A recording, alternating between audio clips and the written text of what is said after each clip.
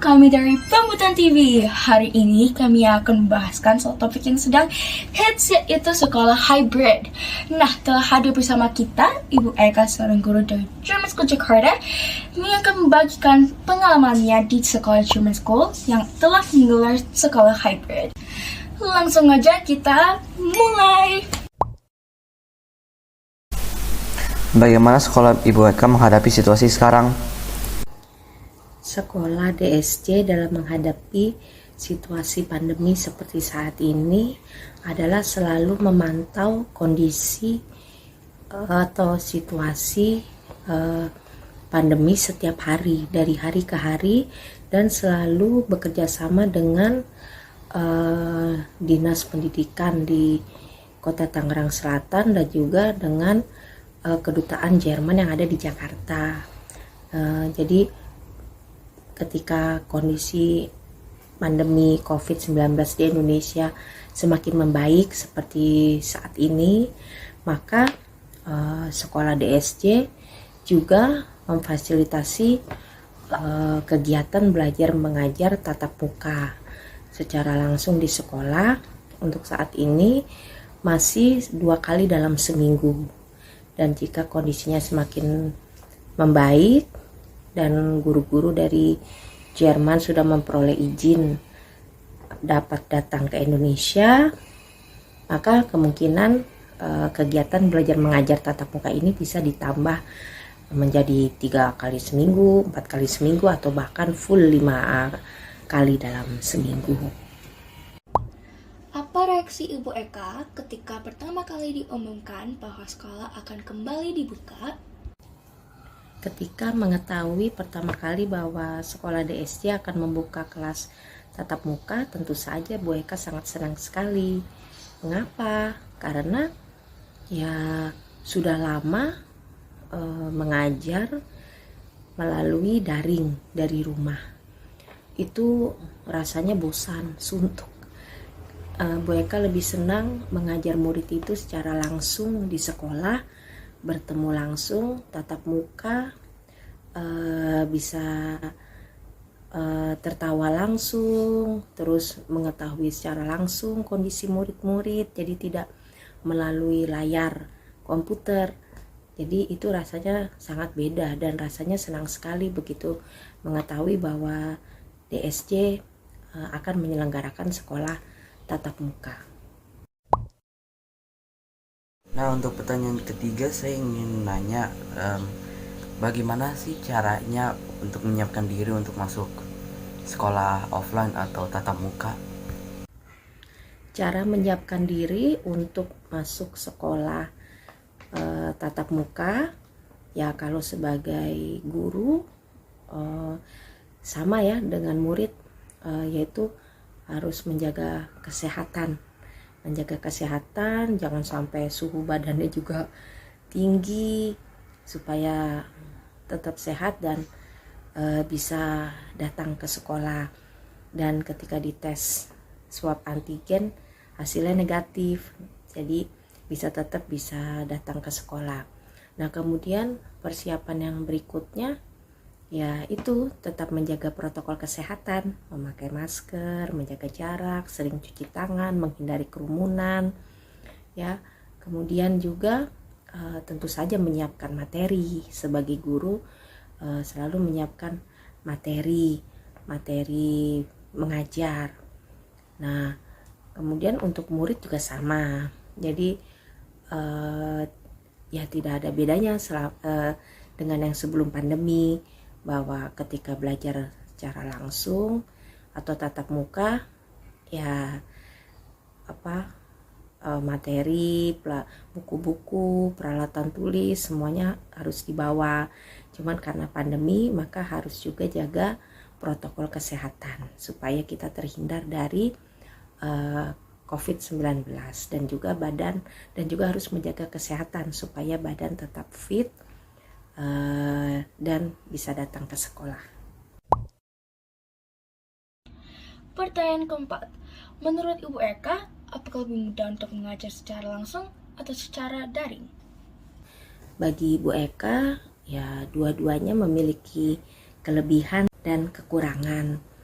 masing-masing. Jadi kalau dibilang belajar tatap muka, ya tentu saja kelebihannya ya bisa langsung bertemu dengan murid-murid, kemudian melakukan aktivitas yang lebih bervariasi, melakukan kegiatan bersama-sama, meskipun tetap menjaga protokol kesehatan. Itu tentu lebih menyenangkan dibandingkan dengan belajar secara daring. Kemudian kalau kelemahannya ya belajar tatap muka karena ini lagi masa pandemi ya, jadi kita harus benar-benar ekstra berhati-hati menjaga kesehatan diri kita masing-masing. Terus kalau secara daring ya kelebihannya kalau buat Ibu Eka karena rumahnya jauh, jadi kelebihannya nggak perlu bermacet-macet di jalan setiap pagi atau ketika pulang mengajar. Jadi pagi-pagi selesai mandi langsung siapkan materi, kemudian langsung di depan layar komputer mengajar. Bisa kalau secara belajar tatap muka kan harus pagi-pagi berangkat, terus kemudian nyetir, terus kena macet gitu, atau pagi-pagi sekali supaya tidak kena macet. Nah itu sih waktu perjalanan dari rumah menuju ke sekolah itu memakan waktu yang cukup lama. Kalau daring kan nggak perlu berlama-lama di jalan itu. Tapi kalau kelemahannya kalau mengajar secara daring, yaitu kita sebagai guru kadang-kadang kurang bisa melihat kemampuan asli dari murid, karena kalau lewat daring kadang-kadang murid mematikan kamera, kita jadi tidak tahu, kemudian kita tanya, kita panggil-panggil kadang-kadang diem aja kayak gitu. Jadi kita tidak mengerti apakah murid ini tuh benar-benar mengerti atau ada di situ, atau dia sedang melakukan kegiatan yang lain karena videonya dimatikan. Nah itu sih kelebihan dan kekurangan dari mengajar tatap muka dan mengajar daring. Jadi ya dua-duanya sama-sama memiliki kelemahan dan kelebihan. Kelas mana saja yang diajarkan Ibu Eka? Ibu Eka mengajar dari kelas 4 sampai kelas 12. Tapi kalau kelas 7 sampai kelas 12 hanya mengajar PPKN 1 kali dalam seminggu. Sedangkan kalau dari kelas 4 sampai kelas 6 itu mengajar bahasa Indonesia, mengajar PPKN, dan juga mengajar IPS. Ibu Eka saat ini adalah wali kelas dari kelas 6. Berapa lama menurut Ibu Eka sekolah offline online ini akan berlangsung? Menurut Ibu Eka, sekolah tatap muka dan daring ini akan gabungan dari sekolah tatap muka dan daring ini, atau kita kenal dengan hybrid, ini akan berlangsung hingga kondisi pandemi COVID-19 ini semakin membaik. Jika Indonesia mengalami kemajuan dalam penanganan COVID-19, grafik jumlah orang yang terpapar COVID-19 ini makin lama makin menurun, maka ya besar kemungkinan akan dilakukan sekolah tatap muka lebih sering, bahkan mudah-mudahan bisa sampai 5 kali dalam seminggu ya. Kan tetapi kendalanya untuk sekolah-sekolah negeri atau public school mungkin karena masih kendala ruangan yang terbatas tapi jumlah muridnya banyak, ya mereka akan tetap berbagi ruangan atau berbagi kelas. Tapi untuk sekolah-sekolah swasta dan yang memiliki ruangan banyak seperti DSC, ya mungkin itu besar kemungkinan jika kondisi pandemi ini semakin membaik, ya belajar tatap muka itu akan lebih bisa sering dilakukan. Ya makanya kita semua wajib menjaga kesehatan masing-masing, menerapkan protokol kesehatan ketika sedang melakukan belajar tatap muka di sekolah, supaya semuanya tetap sehat, tetap lancar, dan